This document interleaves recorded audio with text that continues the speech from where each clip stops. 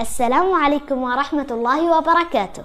مرحبا أصدقائي، هيا بنا نتذكر معلومات عن النبي صلى الله عليه وسلم في الدرس الأول لمادة التربية الإسلامية. هيا بنا نتذكر معا أحبابي سيرة أعظم خلق الله سبحانه وتعالى، سيدنا وحبيبنا محمد صلى الله عليه وسلم.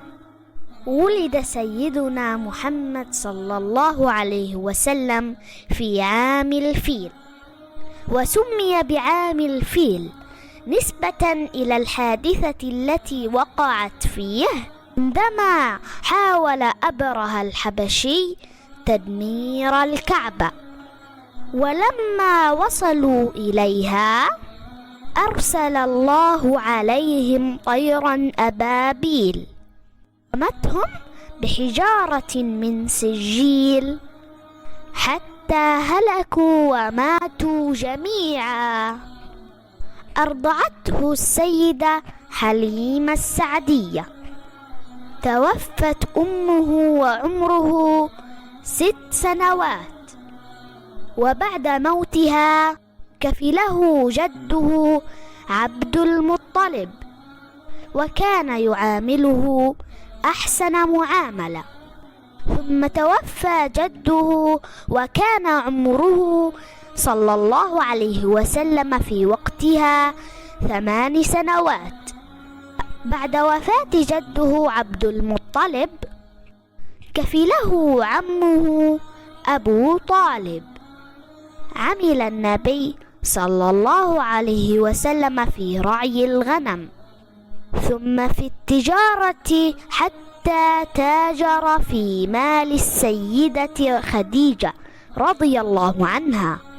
تزوج النبي صلى الله عليه وسلم خديجة بنت خويلد وعمره 25 عاما، وكان عمرها 40 عاما.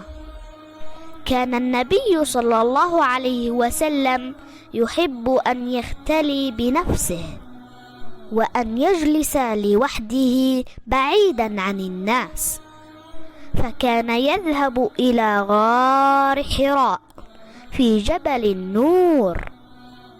كان قومه آنذاك يعبدون الأصنام، وقد رفض النبي أفعالهم هذه، ورفض عبادة هذه الأحجار التي لا تضر ولا تنفع.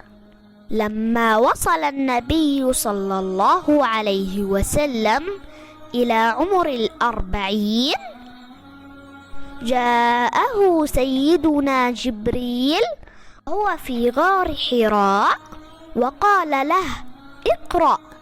فرد عليه النبي صلى الله عليه وسلم: ما أنا بقارئ، يعني أنا لا أعرف القراءة. فكرر سيدنا جبريل الكلمة فقال: اقرأ. فرد عليه النبي صلى الله عليه وسلم: ما أنا بقارئ. وفي المرة الثالثة قال له جبريل: اقرأ. اقرأ باسم ربك الذي خلق، خلق الإنسان من علق، اقرأ وربك الأكرم الذي علم بالقلم، علم الإنسان ما لم يعلم. وبهذا أصدقائي نكون قد انتهينا من درسنا اليوم. أتمنى أن ينال إعجابكم. إلى اللقاء.